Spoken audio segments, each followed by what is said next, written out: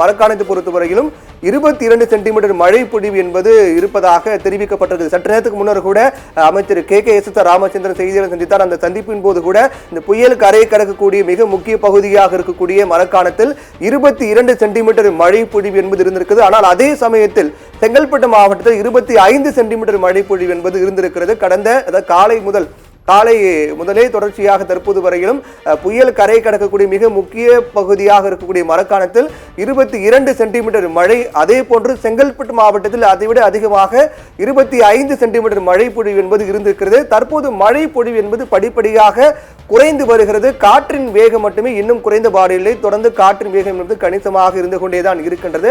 நேரம் சில ஏற்கனவே வானிலை ஆய்வாளர்களை பொறுத்தவரையிலும் அவர் சொல்லக்கூடிய அந்த கூற்று என்பது, ஒரு புயல் எடுத்துக்கொண்டால் புயல் 3 நிலைகளாக பிரிக்கலாம். முதல் நிலை என்பது புயலுடைய முன்பகுதி என்றும், அதற்கு பிறகு புயலுடைய கண் பகுதி, அதற்கு பிறகு பின்பகுதி என்ற 3 நிலைகளாக பிரிக்கலாம். ஒட்டுமொத்தமாக இந்த மையப்பகுதியை பொறுத்தவரையில் ஒரு மிக சிறிய புள்ளியாக இருந்தாலும் கூட அதனுடைய மொத்த சுற்றளவு பொறுத்தவரை 20 முதல் 30 கிலோமீட்டர் தூரம் இருக்கலாம் மையப்பகுதி. அப்படி என்றால் புயலுடைய முன்பகுதி பின்பகுதி அதைவிட பல மடங்கு அதிக சுற்றளவு கொண்டதாக தான் இருக்கும். அந்த புயலுடைய முன்பகுதி மட்டும்தான் தற்போது கரையை தொட்டு கடந்து வருகின்றது. நேரம் செல்ல புயலுடைய கண் பகுதி என்பது கரையை தொடங்கும். அப்போது முன்பகுதி கரையை தொடும் போது காற்றின் வேகமும் மற்றும் மழையின் தாக்கமும் அதிகமாக இருக்கும். ஆனால் புயலுடைய கண் பகுதி கரையை தொடும் போது முன்பகுதியை ஒப்பிட்டு பார்க்கும் போது காற்றின் வேகம் என்பது குறைவாக சற்று அமைதியாக கரை கடக்கும் கண் பகுதி. அதற்கு பிறகு மீண்டும் புயலுடைய பின்பகுதி கரையை தொடும் போது காற்றின் வேகம் என்பது மீண்டும் அதிகரிக்கும், மழை பொழிவு என்பது இருக்கும் என்றுதான் கூறப்பட்டிருக்கிறது.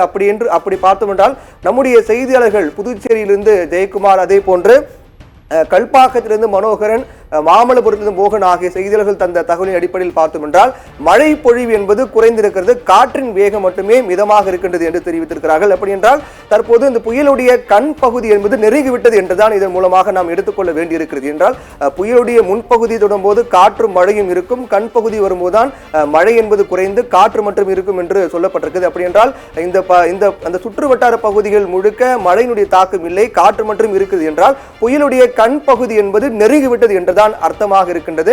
இன்னும் சில மணி நேரங்கள் ஒரு புயல் எடுத்துக்கொண்டால் அது முழுவதுமாக கரை கடக்க 3 முதல் 4 மணி நேரங்கள் ஆகலாம். 5:30 மணி முதலே இந்த வெஞ்சன் புயலானது கரையை கடக்க தொடங்குகிறது. முன்கூட்டியே நம்முடைய சத்தியம் தொலைக்காட்சி வாயிலாக நாம் தெரிவித்திருந்தோம் புயல் கரையை கடக்க தொடங்கிவிட்டது என்று. 5:30 மணி முதலே இந்த வெஞ்சன் புயலானது கரையை கடந்து வருகின்றது. அப்படி பார்த்தோம் என்றால் அதிலிருந்து ஒரு 4 மணி நேரம் 5 மணி நேரத்துக்குள்ளாக புயல் முழுவதுமாக கரையை கடக்கும். கிட்டத்தட்ட ஒரு 10:30 மணி அல்லது 11, அதிகபட்சமாக ஒரு 11 மணிக்குள்ளாக ஒட்டுமொத்த புயலும் கரையை கடக்கலாம் என்று எதிர்பார்க்கப்படுகிறது. ஒருவேளை அது கரையை கடக்கக்கூடிய அந்த நேரம், அந்த கரையை கடக்கக்கூடிய வேகம் என்பது தாமதமானால் இன்னும் 1 மணி நேரம் கூடுதலாகலாம். எப்படி பார்த்தாலும் கிட்டத்தட்ட ஒரு 12 மணிக்குள்ளாக ஒட்டுமொத்த புயலும் கரையை கடந்து செல்லும் என்றுதான் எதிர்பார்க்கப்படுகிறது.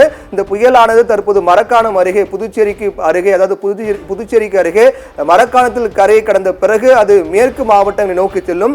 மேற்கு மாவட்டம் நோக்கி சென்ற பிறகு அது பாலக்காடு வழியாக, கேரளாவின் பாலக்காடு வழியாக அதை கடந்து அரபிக்கடலை அடைகிறது இந்த வெஞ்சன் புயல். அதற்கு பின்பு, அதாவது இந்த புயல் தற்போது மையப்பகுதி கரையை கடந்த பிறகு அந்த புயலுடைய பின்பகுதி கரையை தொட்டு அது கடந்த பிறகு உள் மாவட்டங்களில் மழை பொழிவு என்பது இருக்கும் என்று கூறப்பட்டிருக்கிறது.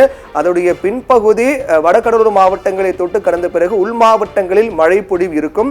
புயலுடைய முன்பகுதி கரை தொடும் போது வடகடலோர மாவட்டங்களில் மழை பொழிவு இருக்கும். அதோடைய அந்த புயலுடைய முன்பகுதி, அதோடைய மையப்பகுதி என்பது கரை கடந்த பிறகு உள் மாவட்டங்களில் மழை பொழிவு இருக்கும்.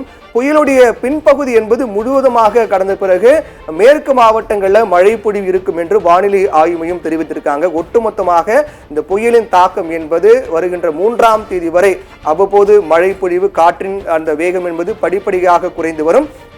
நாளை அந்த புயலுடைய தாக்கம் படிப்படியாக குறைந்தது, கரையை கடக்கும் போது இருந்தவுடைய காற்றின் வேகம் என்பது குறையும். இப்போ இந்த புயல் கரையை கடக்கும் போது மணிக்கு 70 முதல் 80 கிலோமீட்டர் வேகத்தில் காற்று வீசி வருகின்றது. அவ்வப்போது 90 கிலோமீட்டர் வேகத்தில் காற்று வீசி வருகிறது.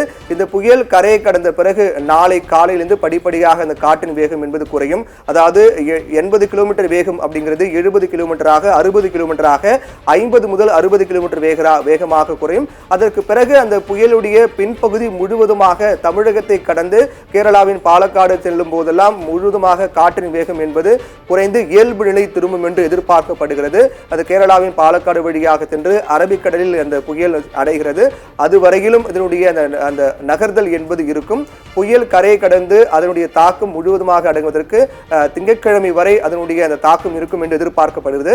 சென்னை உள்ளிட்ட பல்வேறு மாவட்டங்கள், குறிப்பாக இந்த வடகடலோர மாவட்டங்களாக இருக்கக்கூடிய சென்னை, திருவள்ளூர், காஞ்சிபுரம், செங்கல்பட்டு, விழுப்புரம், கள்ளக்குறிச்சி உள்ளிட்ட மாவட்டங்களில் மழையினுடைய தாக்கம் என்பது பல்வேறு இடங்களில் இருக்கின்றது.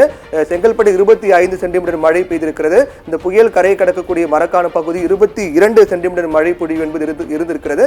புயலாகவே கரையை கடந்தால், ஒரு புயல் உருவாகி அது புயலாகவே கரையை கடந்தால் காற்றின் வேகம் அதிகமாக இருக்கும், மழையின் வேகம் என்பது குறையும். அதற்கு காரணம் என்பது இந்த மேகத்திரள் கூட்டங்கள், அடர் மேகத்திரள் கூட்டங்கள் என்பது பல்வேறு பகுதிகளில் பல்வேறு இடங்களில் இருந்து வரக்கூடிய மேக அடர்திரள் கூட்டங்கள் என்பது ஒட்டுமொத்தமாக ஒரு இடத்தில் வந்து குவிந்து அதை மழையாக, அதீத மழையாக கொடுக்கும். ஆனால் அதே சமயத்தில் காற்றின் வேகம் அதிகமாக இருக்கக்கூடிய பட்சத்தில் அந்த அடர் மேக கூட்டங்கள் என்பது களையக்கூடும் காரணத்தால் மழை பொழி என்பது குறைந்துவிடும்.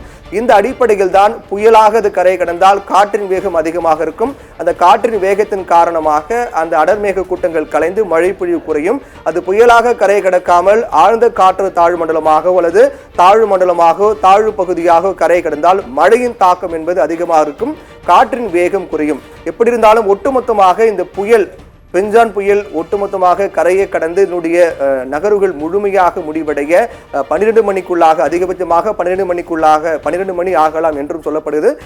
பொதுவாக ஒரு 10:30, 11 மணிக்குள்ளாகவே இது கரை கடக்கும். ஒரு 12 மணி என்பது அதிகபட்ச நேரம்தான். அதற்கு பிறகு இயல்பு நிலை திரும்பும் என்று எதிர்பார்க்கப்படுகிறது. வடகிழக்கு பருவமழை பொறுத்து டிசம்பர் வரையும் இருக்கக்கூடிய காரணத்தால் இதுதான் கடைசி, இந்த ஆண்டுக்கான கடைசி புயலா, கடைசி மழையா என்று யாரும் கணிக்க முடியாது. ஏனென்றால் டிசம்பர் இறுதி வரை வடகிழக்கு பருவமழை தாக்கம் இருக்கும். பிறகு கூட ஒரு புயல் உருவாகலாம், மழையின் தாக்கம் உருவாகலாம். இருந்தாலும் ஒட்டுமொத்தமாக சென்னை மக்கள் அச்சப்பட்டபடி இந்த புயல் என்பது மிகப்பெரிய தாக்கத்தை ஏற்படுத்தவில்லை சென்னைக்கு குறிப்பாக. ஏனென்றால் அடர் மேக திரள் கூட்டங்களை பொறுத்தவரையில் சென்னையிலிருந்து விலகி ஒரு பக்கம் அந்த புதுச்சேரி வழியாகவும் மறுபக்கம் தெற்கு ஆந்திரா வழியாகவும் சென்ற காரணத்தால் சென்னை என்பது முழுவதுமாக தப்பித்திருக்கிறது. நாளை காற்றின் வேகம் படிப்படியாக குறையும், மழையின் அளவும் படிப்படியாக குறையும் என்று எதிர்பார்க்கப்படுகிறது.